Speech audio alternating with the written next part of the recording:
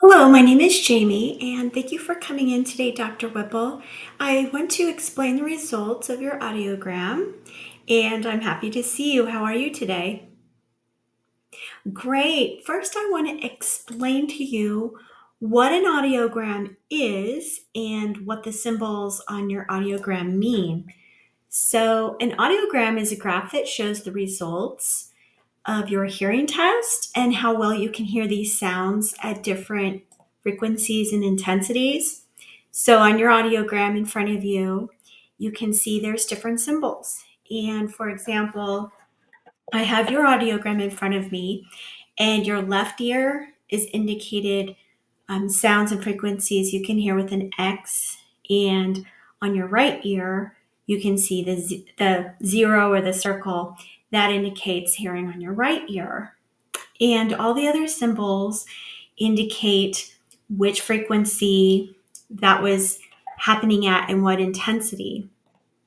And now, next, I want to give you the results from your hearing screening. So, when you came in last week, we talked about how your hearing in your classroom was a little bit difficult for you because you couldn't hear the questions from the back of the classroom. You could hear the energy of the sound and the noise, but you couldn't discern what the question was. So I'm going to explain to you today why that is with your audiogram results. Okay, so let's take a look at your audiogram together. Okay, so here is the audiogram, and these are the different tones that you can hear. Here you can see there's the low, the mid, and the high-pitched tones on your audiogram. So these are sounds that start from the soft range all the way to loud sounds. And for an adult, normal is 25 and above, so 25 dB and above. So as you can see on your audiogram here, your low bass tones are perfect. So you're able to hear every speech sound in this frequency. It's perfect. But as you can see on your audiogram, as you get to the mid frequencies, you have a little bit of a difficulty with high frequency sounds, and especially these would be your consonants. So it would be difficult for you to discern different words with like maybe one syllable or one consonant that would be off.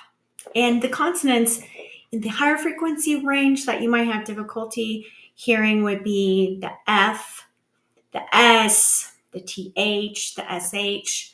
So you're missing a lot of that feedback coming in, and you're not really recognizing those questions in the back row or those questions unless you really had a super solid context about what the student might be asking. You could may or may not get that correct.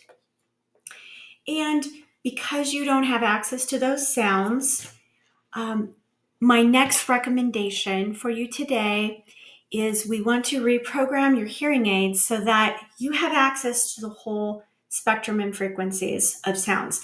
You'll hear, of course, you already have the low, but from the mid to the high, we really want you to have that auditory bombardment and the access to those speech sounds so that you can hear in your classroom.